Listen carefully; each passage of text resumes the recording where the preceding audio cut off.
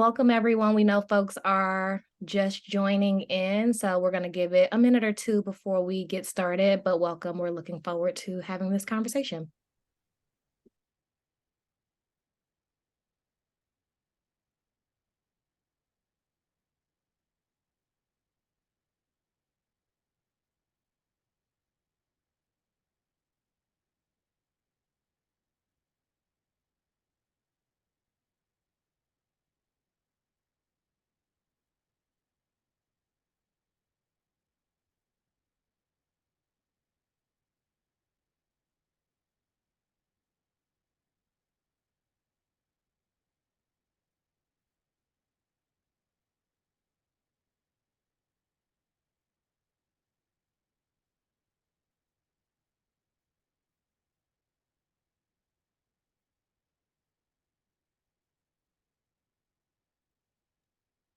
Okay.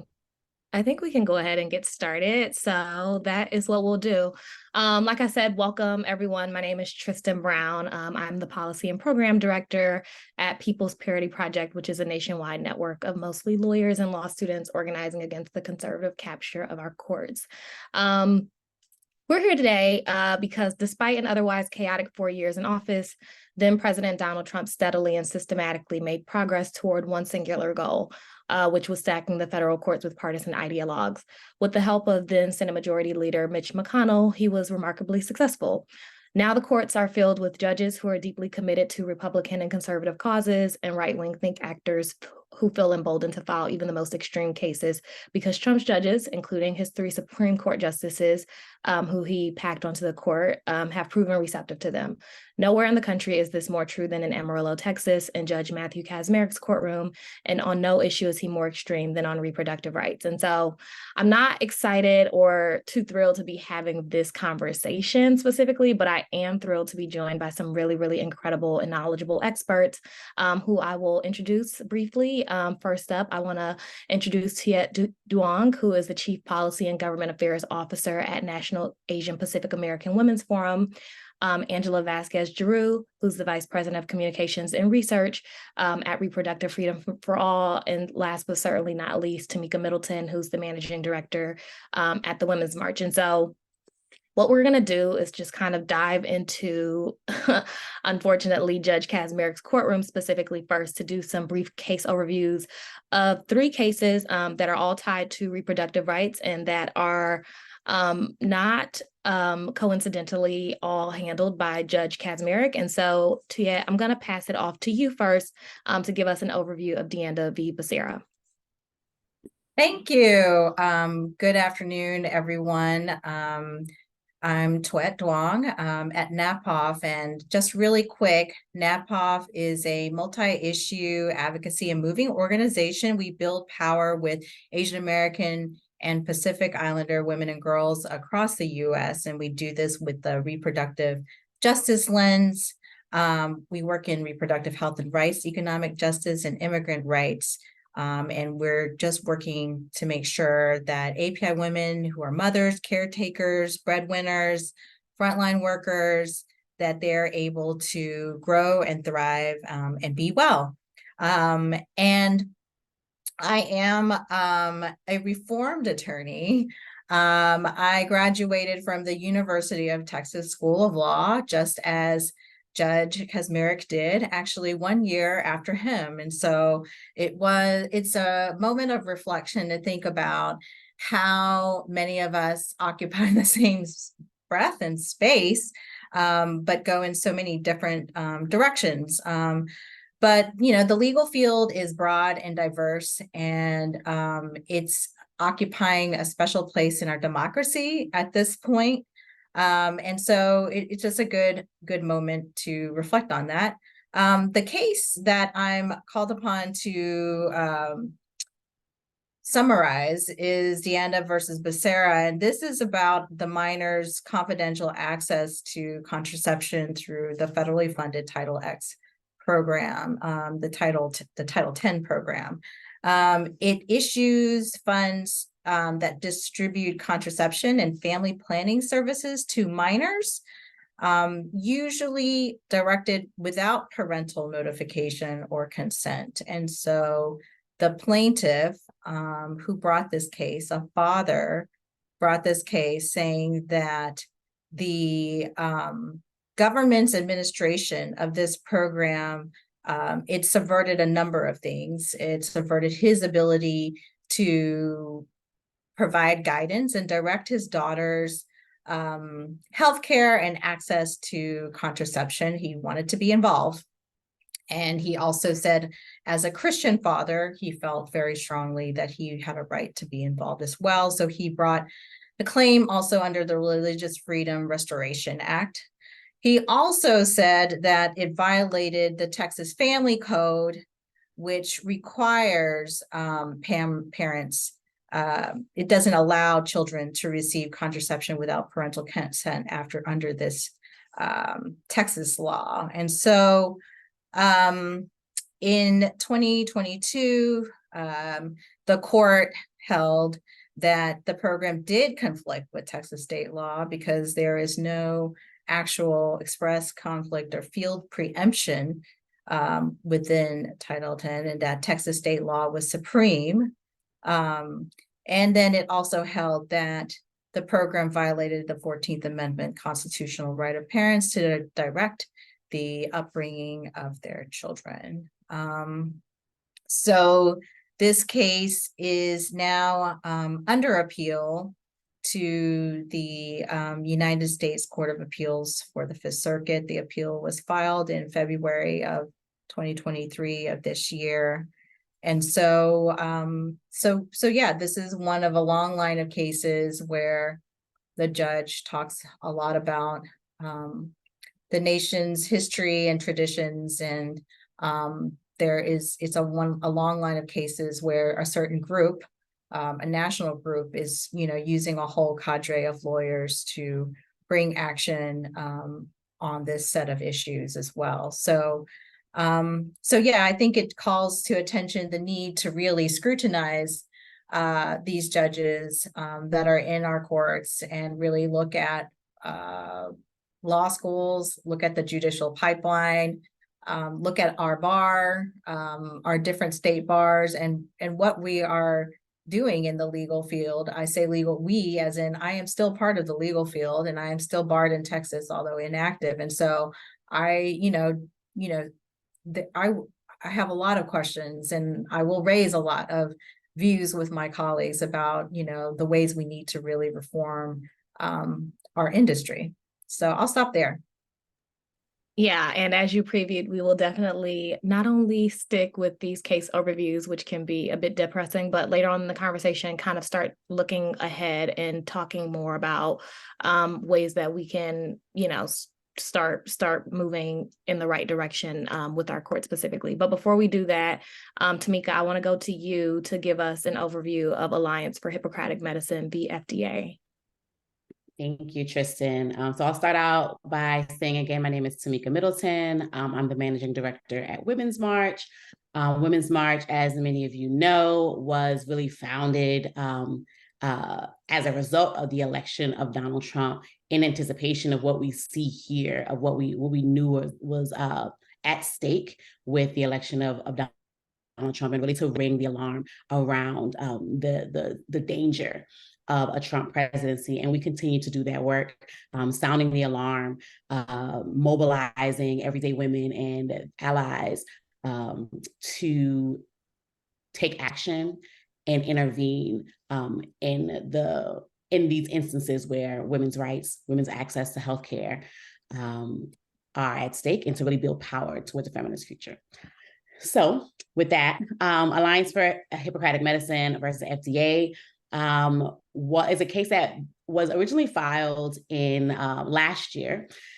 And it was filed by an organization, the Alliance for Hippocratic Medicine, that was incorporated in Amarillo, Texas in last year, just months before the case was filed. And it was filed by a group of conservative right-wing doctors. I believe, if I'm not mistaken, only one of whom are actually in Amarillo, Texas. But they still incorporated in Amarillo, filed this lawsuit in Amarillo in Kacsmaryk's district. And what the what the case considers is access to mifepristone and misoprostol, which are the two forms of medication abortion that have been available in the US and around the world. And so the big kind of chunk of that, the kind of more pressing, or the part that folks have really latched onto that would have potentially had the biggest impact, is the question of mifepristone, which was approved for use in the US in 2000 by the FDA. And in 2016, and then again in 2021, the FDA made mifepristone more accessible in the US. And so they filed this lawsuit in front of Kacsmaryk, who is vehemently anti-abortion. And so in the course of this, lots of things happened, of course. What we anticipate, or what we believe they intended, was to have a case that got filed in this court in this small town in West Texas that kind of went under the radar. And what ended up happening was not that. The organizations across the country and individuals really raised the flag, or sounded the alarm, rang the bell around this. And because of the attention that was brought on the case, we saw Judge Kacsmaryk try to operate behind closed doors. He tried to change, or to ask lawyers to not let people know that they were going to hear the case. He really, he's like, I don't want to have a kangaroo court. I don't want to have all these, I don't want to have circus around this case. And so he really made it very difficult for press to cover the hearing, limiting the number of people who could come in the courtroom, and then denying any access to recording devices. So reporters were having to be real old school and take notes, pen and pad. And so it was, so you could see the attempt to kind of like to make this these decisions and to have this impact on women's lives really under cover of darkness, right? And so he took quite some time to rule on the case, but ultimately he ruled largely in favor of the Alliance for Hippocratic Medicine, saying that did not feel that the FDA took the proper steps to make mifepristone more accessible. And so rolling back access, or intending to roll back access to mifepristone to pre-2016 standards. However, simultaneously as this was happening, there was another lawsuit that was filed around access to mifepristone in the state of Washington that complicated things for all of us around which lawsuit would take precedence, which rulings would take precedence. And so ultimately the mifepristone case, the AHM versus FDA, went to the Fifth Circuit. In August, the Fifth Circuit ruled in favor of AHM, Alliance for Hippocratic Medicine, saying, again, agreeing that the FDA did not, although the original lawsuit intended to throw out the original approval, the 2000 approval of mifepristone, what the Fifth Circuit ruled was that they would roll back the access to mifepristone to pre-2016 access, which severely limits people's access and ability to get and use mifepristone. And so, of course, mifepristone being the most common way that people access abortion would severely limit people's access to abortion across the country. And so currently the case has been ruled on by the Fifth Circuit again in August, and we're awaiting when the Supreme Court takes it up. And the Supreme Court has these two competing decisions that around mifepristone that they will have to hear. And so what the Supreme Court has said is that until they hear the case, then the standard that has already been in place for mifepristone will remain in place until they actually take up the case. And so as of now, mifepristone remains available, but that is where we are. That is the kind of nuts and bolts of this case.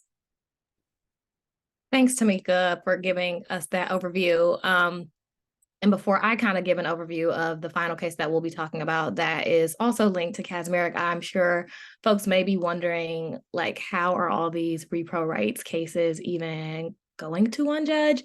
And I just thought that it was important to pull out that at least under a local order in Texas governing case assignments filed in his Texas-based court, 100% of all lawsuits filed in Amarillo, Texas specifically are automatically assigned to Kacsmaryk, which, you know, I think for obvious reasons are problematic. But I just wanted to kind of point that out for folks who may be wondering, like, how is it even possible that he continues to get, you know, all of these cases that are tied to reproductive rights when he himself clearly is an anti-abortion advocate. But the final case that I'll be overviewing before we move on is Doe v. Planned Parenthood, which is basically a case that alleges that Planned Parenthood and its affiliates in Texas and Louisiana specifically pretty much engaged in a years-long scheme to defraud those states' Medicaid systems. And so back in 2015, Louisiana tried to terminate Planned Parenthood as a state-approved Medicaid provider, essentially meaning that it could no longer provide health services to Medicaid patients and be paid or compensated for those services by the state. Texas tried to do the same thing back in 2017, but both of those efforts to cut off Planned Parenthood's Medicaid funding were blocked by federal court orders, and so Planned Parenthood obviously continued to operate in its normal business.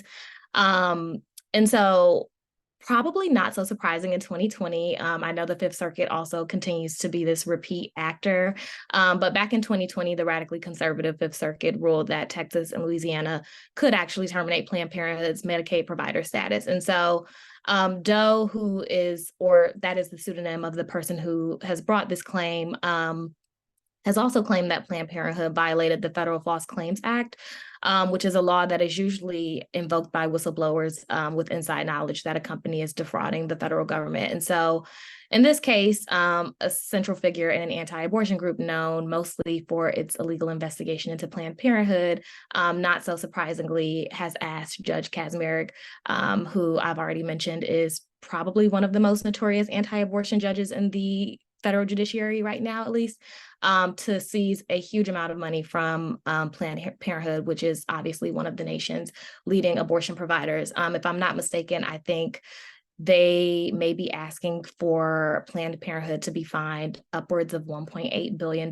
which is a huge amount of money that can be devastating and detrimental to Planned Parenthood and its operations, both nationally, but also with its local affiliates. And so that is pretty much the quick and dirty download of that case right there. But before we move on, I want to just check in with all three of you to see if there's anything that you would like to add to that case or any of the other case overviews. Yeah, I would love to hop back to the Miffy case for a second. Hi, all, Angela Vasquez-Giroux, she, her pronouns, VP of Comms and Research at Reproductive Freedom For All, formerly known as NARAL Pro-Choice America. And we've been part of the Just Majority campaign for some number of months now. Deeply believe that the fight for reproductive freedom is tied to just courts and a strong democracy. So proud to be here with all of you today. Like Tamika was mentioning, the impact of this case, if the Supreme Court either allows the original Kacsmaryk ruling or any variation of that to stand, could be just devastating. We did some research in February, my research team at Reproductive Freedom For All, and found that 64.5 million people would be impacted by that original Kacsmaryk ruling in terms of losing access to medication abortion care. So that does not include people who can get pregnant but do not identify as women, because this came from census data. So the number's even higher. We know that banning access to medication abortion care was always the intent of the lawsuit. Obviously, the judge shopping and creating a whole new organization in one specific place to do this all point to a concerted effort for one outcome. And we know that they want to end, the folks who wanted to end Roe v. Wade and succeeded want to end access to all abortion everywhere. We know Miffy is safe. We know it's safer than Tylenol. It's been used for decades. And yeah, I think this is something we're seeing in real time play out, this strategy that, we first saw with Dobbs in the Supreme Court, but now in the federal judiciary, the chickens coming home to roost of all of these Trump appointments and the impacts they're having on tens of millions of people's day-to-day lives. Thank you for, oh, go ahead, Tamika. Sorry, I was going to say, and just to add, Women's March, our team is, we are a team of organizers. We are not legal experts. But so from that perspective, I would love to offer just a note about Amarillo and organizing in Amarillo. We have, it just happens to be serendipity that we have staff that lives in and is based in Amarillo. And so we were able to really move people very quickly to get in place in Amarillo. And we have a really active Women's March group in Amarillo, Texas. However, Amarillo is a very small place, and it is very far from all the other major metropolitan areas in Texas. And so in particular, when Kacsmaryk, with the Mifepristone case, when Kacsmaryk decided to very quickly set up a hearing, to hide the information about that hearing, to not announce that publicly, and people had to very quickly get to Amarillo. We were hearing from reporters how difficult that was. We were hearing from, it was hard to mobilize our allies to Amarillo, because if you're flying into Houston, that's a 9-hour drive. You're flying into Dallas, that's an 8-hour drive. If you're flying into Oklahoma City, that's a 3-hour drive. And so it's a very unique situation wherein it's different than when there's a case at the Fifth Circuit in New Orleans, or when there's a case that's happening in Austin, and you can have people get there and and watch what's happening and get to the court and report on it and mobilize and protest. It is much harder to do that in a city like Amarillo. And so I just wanted to note that from an organizing standpoint, also from a community and a mobilization standpoint, that Amarillo has its own particular challenges. And I think that is also part of the draw of having these cases be in a place like Amarillo, where it's much harder to get the kind of attention that you might get on a case that's taking place in a major metropolitan area. Yeah, I'm glad you mentioned that, Tamika. I think a lot of times we focus, especially legal folks. I'm also a recovering lawyer, so I don't like to self-identify as like a real lawyer. But I think lawyers generally tend to focus on just legal loopholes, and we don't spend enough time, or I think a lot of time, talking about just the tactics that are used against organizing and mobilizing around these issues. So I'm really glad that you pulled that out. On Kacsmaryk, sticking with him still, unfortunately, he wasn't always, I don't think he was a favorite of many folks, at least within the progressive legal community. And there was fierce opposition and backlash to his nomination and confirmation. And so, Angela, if it's okay to stick with you, I just want to spend a little time talking some about that opposition to Kacsmaryk when he was first elevated to a federal judgeship in Texas. Yeah, thank you. There's, no secret among folks who follow progressive politics or who are in this sort of progressive policy circle that Kacsmaryk was appointed for one reason only, right? It's the same as the other 200 plus judges that were appointed during Trump's presidency. And what we saw was the Supreme Court. These are all arrows pointing in the same direction, and they're sort of pointed at our civil rights and fundamental freedoms. We had a memo come out earlier this year highlighting both the problems with AHM and the problems with Kacsmaryk. I can send that around after this, won't bore you with our details, but there are a lot of conflicts, there are a lot of problems. And what it really points to in the end is that cases like the ones before Kacsmaryk now with Planned Parenthood, with Miffy, are almost foregone conclusions, right? And that's the entire point. You can judge shop for the one judge who will give you the result that you want. This was made even more problematic, and judges like Kacsmaryk in particular were definitely empowered because they got this very clear signal for the Supreme Court that especially when it comes to abortion and reproductive rights and freedom, even the most extreme cases are fair game. We talk a lot about how these cases are baseless and they should have been laughed out of court, but with this suite of Supreme Court and federal judges, those rules are gone. It was really clear to all of us when the Supreme Court didn't stop SB 8, that Texas vigilante style abortion law that came about in the fall of 21. And there are also signals from the Supreme Court that, I'm not a lawyer, so I will say this, and you all can correct me, but that the fundamentals of the laws don't really matter.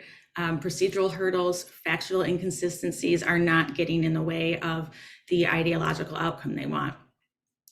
We know that the court overturned decades of established law, threw the doors wide open for government-sponsored prayers in public schools, despite the fact that we were all raised to believe in the separation of church and state, right? That's not happening anymore.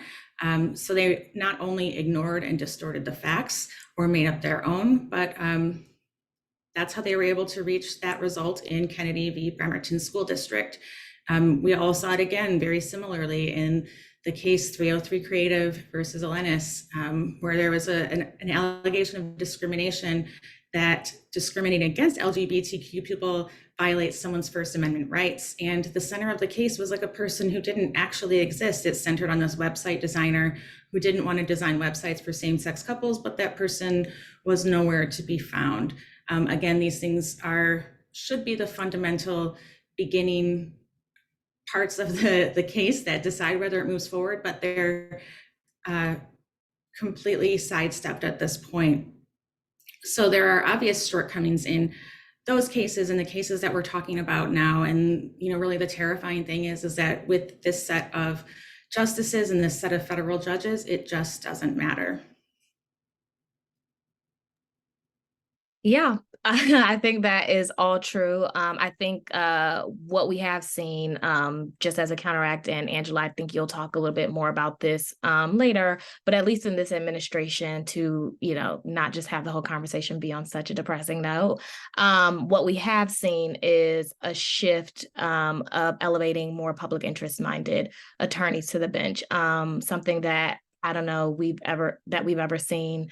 At least in modern times, for folks who may not be following just what's happening, at least in the federal judicial nomination space.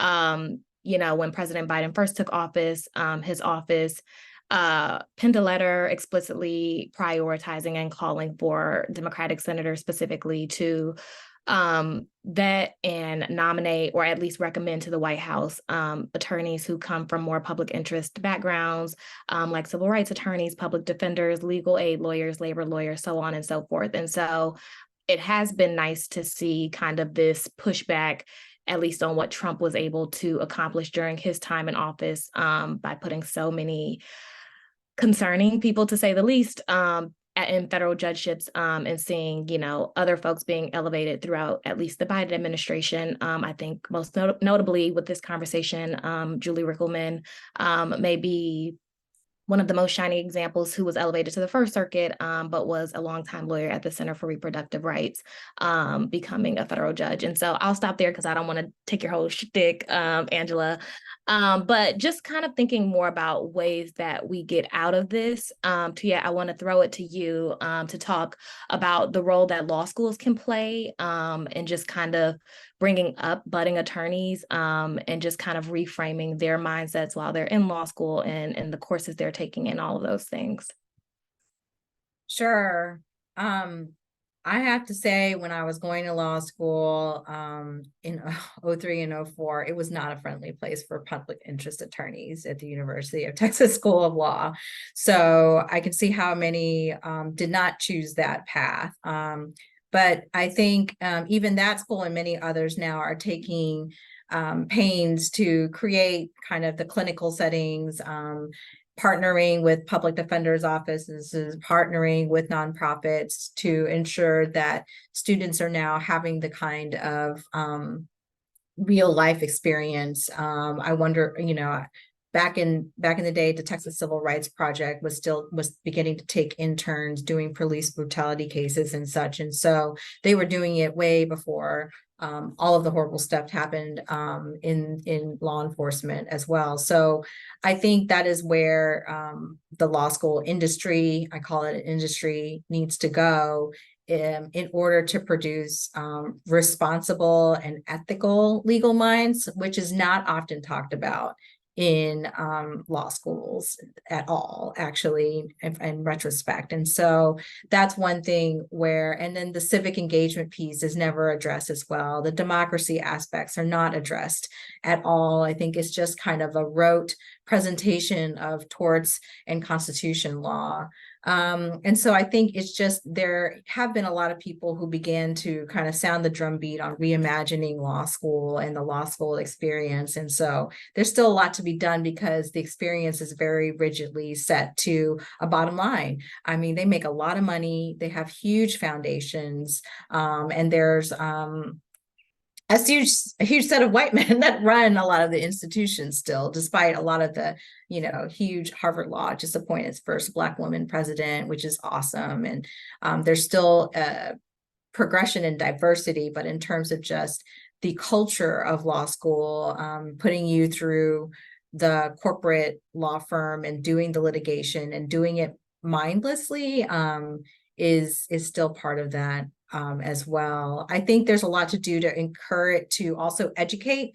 A lot of us can go to the bar associations, and I plan to do so. And I do give props to, for instance, the National Asian Pacific American Bar Association. I know they just did a resolution to be more forward-leaning, educate themselves about reproductive justice and also abortion access, as well as a bar. And so I did tell them I plan to go to their conferences and help with that education, because a lot of them do go through the judicial pipeline. A lot of the different nonprofits and bar associations are the ones that put up the slate to the administrations for consideration and judicial consideration as well, because they also fall along a political line as well. So they need education. They need education in what to look for when they're putting up their colleagues and their friends up for slates as well.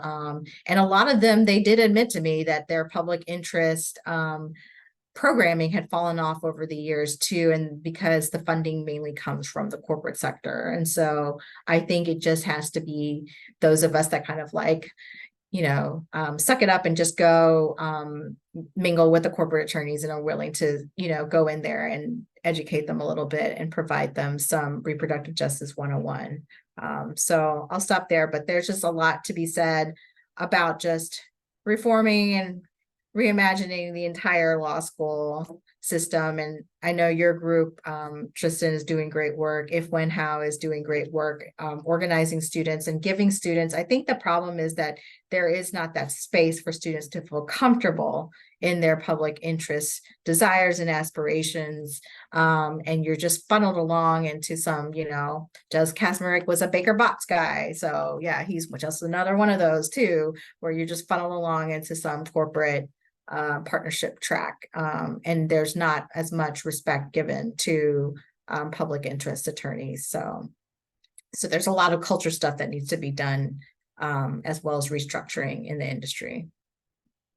Yeah, I can't retweet all of that. I think just to add a little bit onto that, something else, I think that can be seen maybe as problematic, especially in law schools, is just kind of like this, training lawyers to think like lawyers, essentially meaning that you completely divorce like your moral compass from the work that you're doing, or you divorce this notion between the law and politics. And I think what we've seen, at least for better or worse in more recent years, is just this complete enmeshment of both. And, we've seen the highest court in the land be completely willing multiple times to overrun and overturn its own precedent at the expense of combining those two. And so, I think that there's work to be done in legal education settings about really charging students and budding attorneys, with this credibility that we have, whether it be deserved or not, but, you are armed with this degree that invests in you a really, really great deal of power. And like, it should matter the way you go about using that. I think also just kind of doing more education on judgeship specifically in law schools, and not even just federal judgeships, as we've kind of seen an increasing hostility in the federal arena. I think more groups, including PPP, have started looking at state courts also as just a really, really ripe space for really meaningful advocacy. But just kind of like sharing that education. I feel like before I got to law school, I could not have told you like how one becomes a judge at the federal or state level. And just like sharing that information, not only with law students and lawyers, but with lay people, I think is incredibly useful. Encouraging those public interest oriented and minded students to pursue those judgeships. I think especially in this administration, I was talking about how, we've seen more public interest folks being nominated and elevated to federal judgeships, but I think that comes similarly to the statistic with women, where you have to ask women a number of times before they're ready to commit to running for federal office, because that precedent is just so new with public interest folks being elevated to federal judgeships. A lot of times the response is, I don't think I am qualified, or, I don't think it's really a feasible feat for me to like invest all of this time and energy, even though these would probably be some of the greatest judges we could have on the bench. And so, just really encouraging students and lawyers, especially in their early stages of their career, to really think about that and support folks in those pursuits. And so I just wanted to add that little bit of my 2 cents, but happy to hear from Tamika or Angela if y'all wanted to add anything else on that point. Okay. So I will continue talking. There was like also this guy, I think someone asked about, just to add to your point, this person asked about the standing. I think I just did one reading, and I haven't practiced law in so long. Okay, I'll admit it. I did one reading of this Deanda case, and the standing section is a bunch of baloney. I have never read such like convoluted circular language. He basically said he's right because he's right on standing. Like that's basically his section on standing. So to whoever asked that question, it's like, I do hope somebody questions in it. If they don't, then the judiciary has truly gone to hell in a bucket. Like, I don't know what I read at all. So, but I totally agree with you on the pipeline to judiciary. It has been long. Another bastion for white males has been heavily guarded. So I'm just going to say that it's just like a tiny little funnel. And so we just need to make it bigger.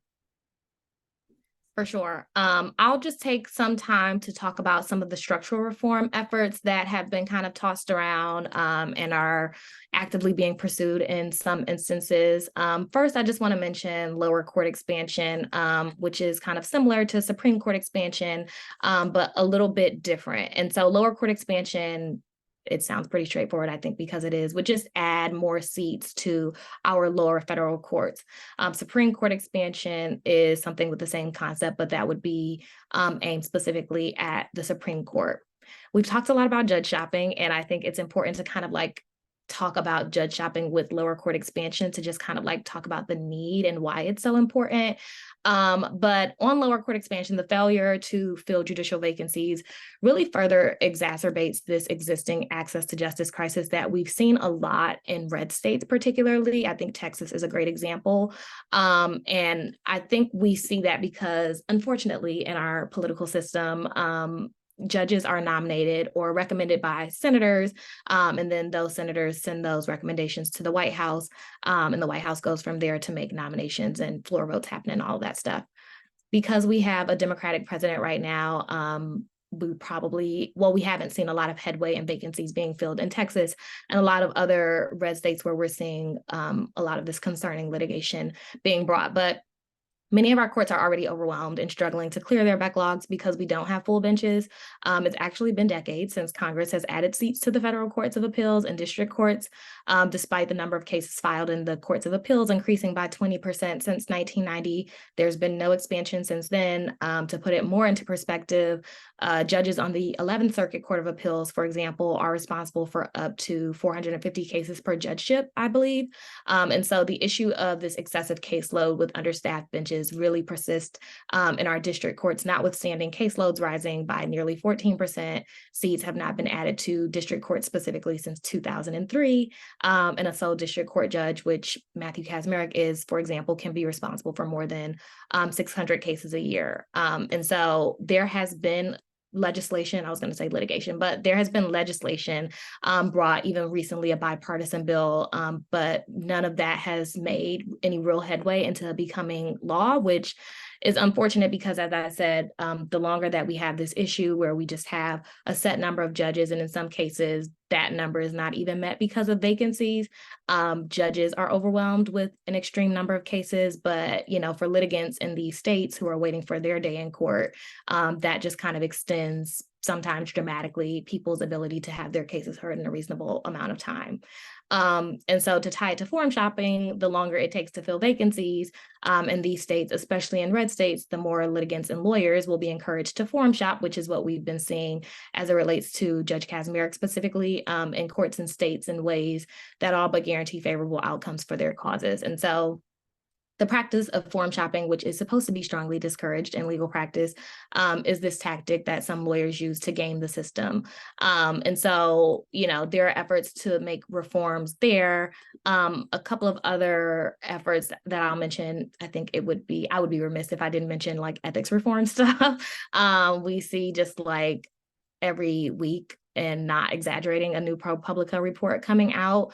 And so there has been legislation and reform efforts underway to try and deal with just financial and political conflicts of interest within our courts, and how that kind of dictates things like recusal, or, whether a judge should step down or refrain from hearing a case, something that we've not seen a lot of Republican appointed judges doing, though I think Justice Thomas recused himself, shockingly, from a case involving John Eastman pretty recently.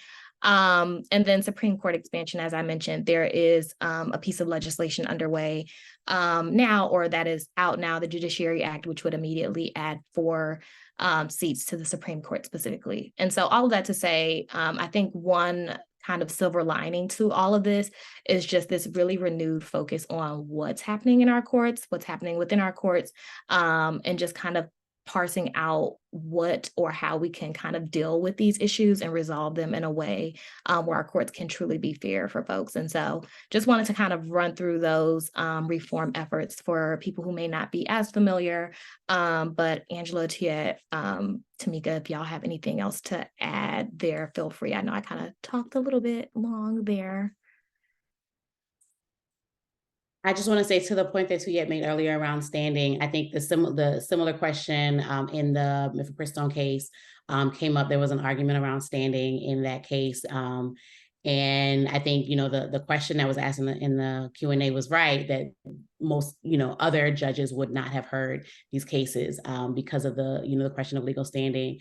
And I think we are concerned because, it feels very clear that, as Tristan was saying, that folks are not just targeting, the Northern District of Texas because of Judge Kacsmaryk, but also because from Kacsmaryk, it goes to the Fifth Circuit. And from the Fifth Circuit, it goes to the Supreme Court. And all of these courts are conservative leaning and have demonstrated their willingness, as Tristan was saying earlier, to play politics on the bench. And so, so we are concerned about how the Supreme Court will rule. I think, the Dobbs decision last year, if that was any indication, then, we are right to be concerned. And so, that's why we continue to pay attention and to make sure that the other folks are paying attention to these cases and continue to push back. I think that's a great point, Tamika, about the paying attention, especially. I think sometimes we forget that the judiciary is a third of our government, that there is, and for a long time on the progressive side, we weren't totally engaged, right, in this fight, but conservatives and extremists were. And that's part of the reason we are where we are today. But it's encouraging when you think about it in the reverse, that, if they could do that, if they could do this to us, like, there is a way out and there is a path forward. And we are starting to see that. I am in Michigan.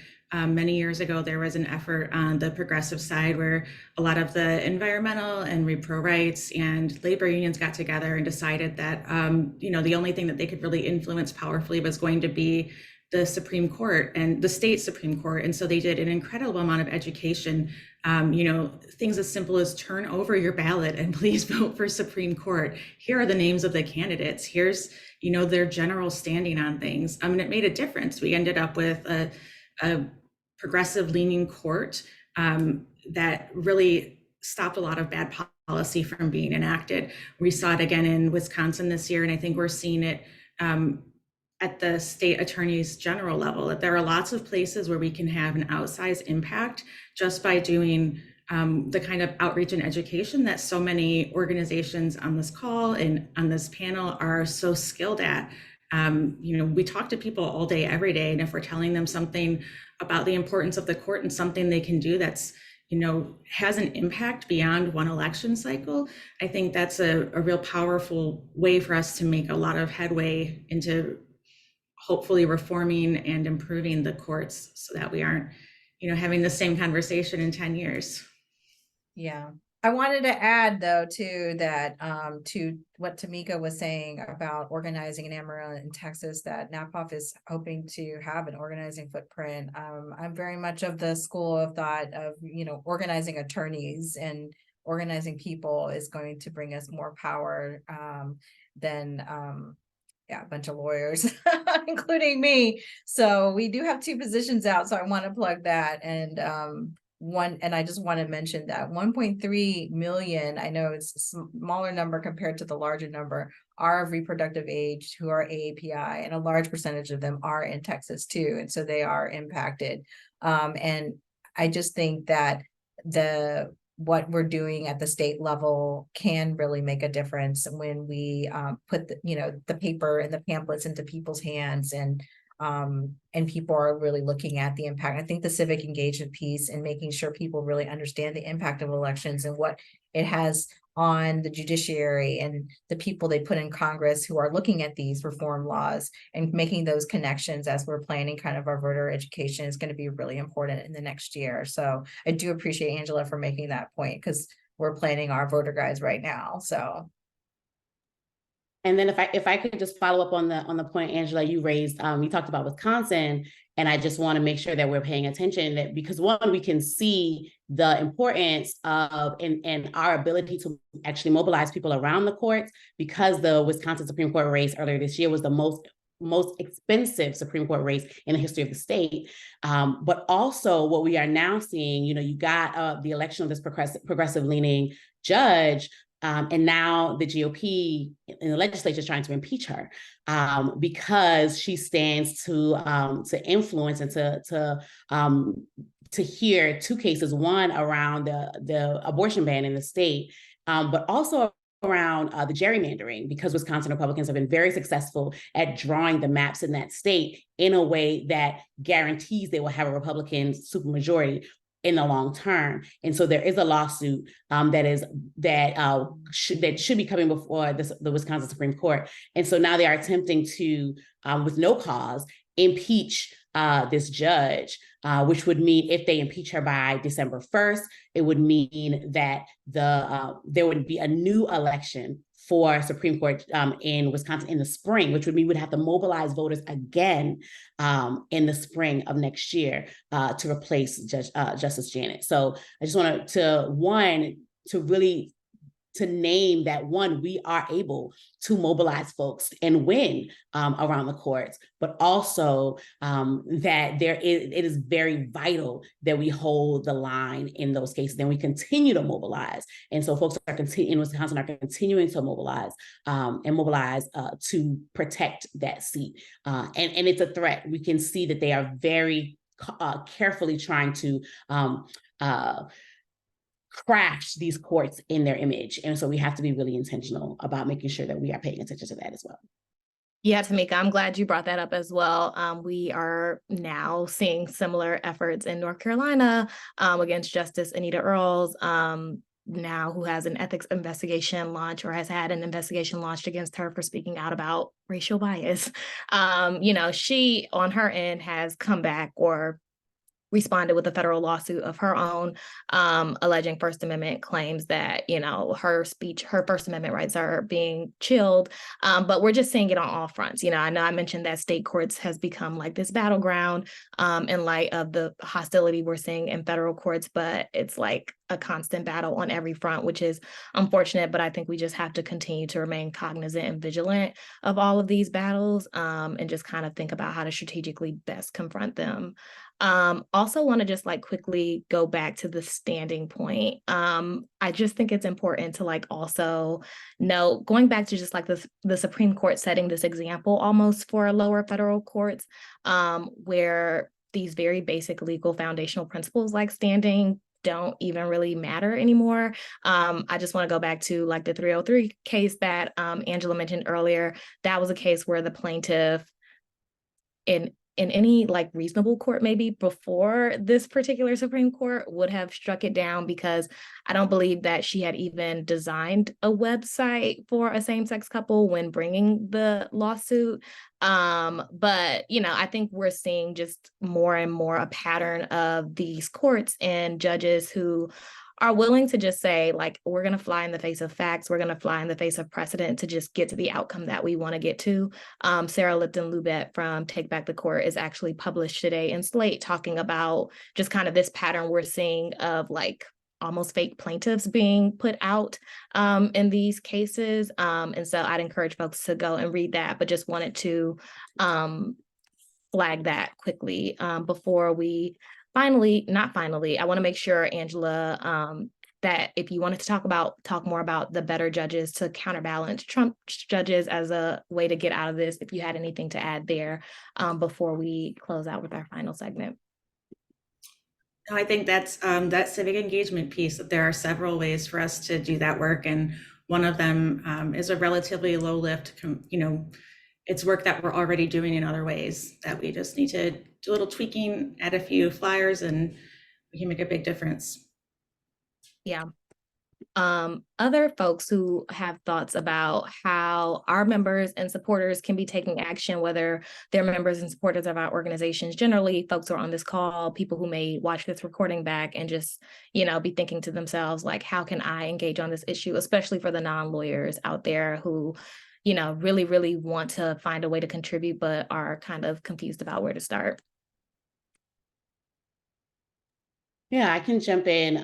Women's March, our belief, our main intervention is really around building and demonstrating a mass protest and dissent muscle. So how can we get numbers of folks in the streets and really, as I said earlier, sounding the alarm around all these things that are happening, especially in places like Texas. I am born and bred in the rural South. And so I know that a lot of things can happen in the rural South because no one is paying attention to some of these places. One of the things that someone mentioned in the chat was this effort to pass these ordinances, what they're calling sanctuary cities for the unborn, in these rural communities and small towns in Texas, to make it impossible for people to just transport someone to go get an abortion. And so we are mobilizing. We're continuing to mobilize around these issues. We're having our women's convention in Wisconsin at the end of this month. So if people want to go to thewomensconvention.com, you can come through and join us, get trained up on how to take action in your communities. There'll be stuff around how to organize marches, how to do electoral, how to do grassroots, how to knock doors, how to run for office, all of that at this convention. So we invite folks to come out. We'll also, if you're in Wisconsin, if you're in Texas, we have things shaking and moving in those states around that sanctuary cities work, and then also around the impeachment. We'll have an organizing call next Thursday. Follow us on our socials at Women's March to find out more about all those things. We really think that we think of ourselves as a easy entryway for people. If you don't know how to get involved in a movement, there is no easier way to do that than to draw something on a sign and come out to a march. So you're always invited. We always want more and more people to be there and bring your friends. So yeah, follow us on socials to find out more about what we got moving. Amazing. I'll just add, with PPP, we have lawyers and law school chapters. If you are a law student, hopefully there's a chapter on your campus. If not, we are more than happy and always willing to support students in establishing chapters on campuses. And the same for lawyers, who we definitely have a DC lawyers chapter. We've recently launched a Chicago lawyers chapter. I think New York is in the works. But if you're in other jurisdictions and want to kind of use those legal skill sets, and expertise to engage in some campaigns and projects with us. Happy to connect folks with our organizing director. I'll drop my email in the chat, but also just want to reiterate the importance of engaging senators, your senators specifically, on the topic of judicial nominations. It really, really does go a long way. I think folks underestimate just how much people don't know about judicial nominations. And I think that's more of an indictment, not on us as lay people, but on probably the people who are responsible for recommending, nominating, and confirming judges. And maybe that is by design, but there is a lot of power in engaging your senators, whether it's calling them constantly, writing them. If you yourself know folks who you think would make really, really excellent additions to the bench, doing your part to support and encourage, even if it's incessantly, these really, really awesome public interest minded folks to think about, a career as a state or a federal court judge. So also happy to connect with people there on that topic if more information there would be helpful. But I'll stop there in case Angela or Tiet have anything to add. Yeah, we have organizers and ways to plug in as a member in New York, in Chicago, in Virginia, Florida, Atlanta, and soon to be hopefully in Texas too. Those are all critical areas for us. And so naphof.org, I'll also drop in my email into the chat as well if you want to plug in. And a lot of our members just did a lobby day on Thursday, and they get access to a lot of training on organizing as well. And I'll definitely look up the Women's Convention. That sounds really amazing too for our members, our organizers, and just people wanting to get plugged in into all sorts of the movement, because we all have to be connected and in lockstep together. Because they are, and they're coming after a lot of other much more vulnerable communities too. They're going after the trans community. There was a big piece in the New Yorker about it too. So this is all long haul, and we've all got to be in it together. So I really appreciate this space and all of you for getting everybody plugged in. Yeah, I will also plug our brand new website, reproductivefreedomforall.org. It's beautiful. There you can hit the take action section and you can sign the People's Petition, which is a project of a coalition of groups working on the Miffy case. And that will get you tied in with all of the work we're doing there. Also following us on social media, subscribing to emails. We have a lot of excellent trainings coming up with our organizers around spotting disinformation and misinformation and learning to combat it. That's a huge part of our work right now. And I think the important thing for me really is that you can't go wrong by engaging on this issue and starting somewhere. There's no one will turn you away. Just find a spot and start going. Amazing. I think drop my email in the chat to everyone, but my email is tristan@peoplesparity.org. But I just really want to take the time to thank Tiet, Tamika, and Angela for joining this afternoon for this conversation. I hope this has been really useful to everyone watching. And yeah, we're in this together. Let's keep fighting, y'all. Thanks, everyone.